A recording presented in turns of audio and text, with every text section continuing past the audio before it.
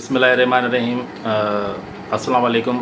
मेरा नाम इरफान भट्टी है और आप मेरा यूट्यूब चैनल देख रहे हैं फार्मा कैरियर इन पाकिस्तान।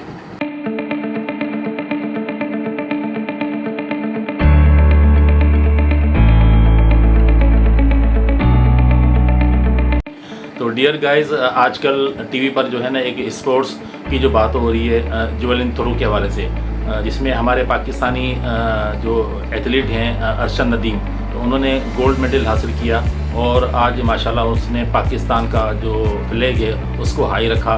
तो ये जो हिस्ट्री है, ये 35 साल या 40 साल के बाद हमने ये एजाज़ हासिल किया और आज माशाल्लाह उनका एक वालियाना इस्तकबाल किया जा रहा है। तो और उसके साथ साथ उसने ये भी प्रूव करके दिखाया कि अगर लगन सच्ची हो, अगर मेहनत की जाए सच्चे दिल से और अपने ऑब्जेक्टिव को सामने रखा जाए, तो कोई इसमें शक की बात नहीं कि आपका जो ऑब्जेक्टिव है वो अपना उसमें आप अचीवमेंट हासिल ना कर सकें।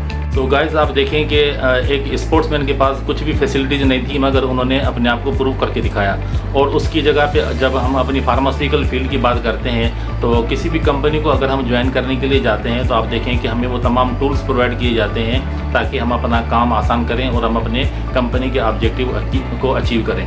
और उसके साथ साथ हम अपना एक ऑब्जेक्टिव भी बना लें कि हमें आगे चल के क्या बनना है। अच्छा, यकीनन यहाँ पर यह सवाल भी आप लोगों के जहन में आता होगा कि अगर मैं तमाम ये चीज़ें आप लोगों को बता रहा हूँ कि किस तरह मैनेजर बनना चाहिए, किस तरह का अच्छा काम होता है, तो उसका जवाब मैं आप लोगों को यही दूंगा कि अल्लाह ताला हर इंसान को ज़िंदगी में 2-3 ऐसी अपॉर्चुनिटी ज़रूर देता है जिसमें अगर उसने उस चीज़ को समझ लिया तो वो आगे निकल जाता है, अगर उसने नहीं समझा फिर वो पीछे ही रह जाता है। और उसी के साथ साथ कुछ ऐसी भी चीज़ें होती हैं कि जो लोग आपके साथ काम करते हैं, तो आपको ये ज़रूर सोचना चाहिए कि मेरे साथ जो लोग काम कर रहे हैं या मैं जिनके अंडर में काम कर रहा हूँ वो मुझे आगे लेकर आना चाह रहे हैं या वो मुझसे सिर्फ अपना काम ले रहे हैं। तो लाइफ के अंदर आपको इस तरह की चीज़ें भी फेस करनी पड़ेंगी, क्योंकि ये जो सेल्स ऑर्गेनाइजेशंस होती हैं इसके अंदर मुख्तलिफ़ किस्म के मराहल से हर कैंडिडेट को गुजरना पड़ता है। मगर उसके साथ साथ ये भी मैं आप लोगों को कहूँगा कि आपकी कोई भी कंपनी हो, कैसे भी हालात हों,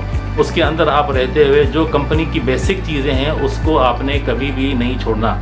उन बेसिक चीज़ों में क्या होता है कि आपका जो फील्ड वर्क है वो प्रॉपर होना चाहिए, आपकी जो वीकली प्लानिंग है, आपकी जो मंथली प्लानिंग है जो आप अपने मैनेजर को देते हैं वो आपका प्रॉपर टाइम पे उनको होना चाहिए। टाइम पे आपने अपनी मॉर्निंग और इवनिंग की कॉल्स करनी है। इसी तरह आपने आपके जो टूर्स हैं उसको आपने अपने टाइम पर करना है। अगर आपने उसके अंदर कोई चेंजिंग करनी है तो आपको अपने बॉस को पहले बता देना है। इसी की तरह आपको डॉक्टर को डिटेलिंग करनी है, प्रोडक्ट के बारे में आपको उनको इंडिकेशन बतानी है।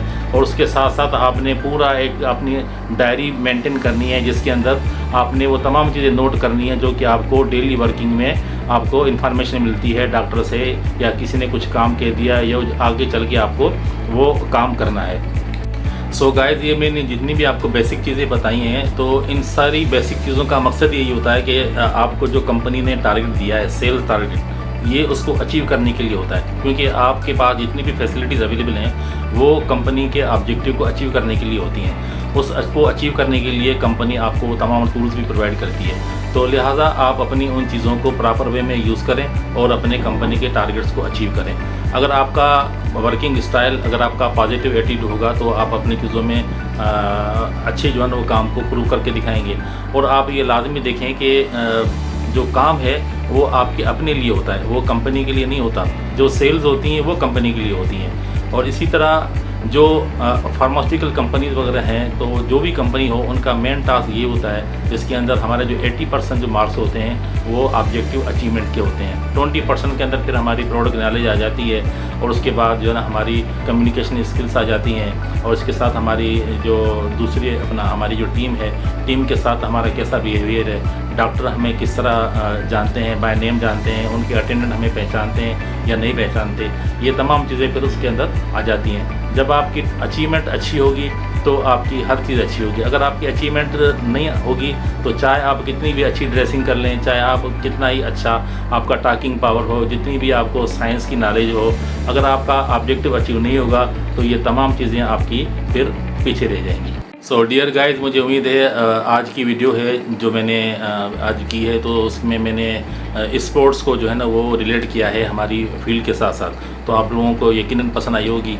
तो इसके साथ साथ इंशाल्लाह अब मैं अगली वीडियो जो बनाऊंगा उसमें मैं आपको कुछ डिफरेंट चीज़ें भी बताऊंगा।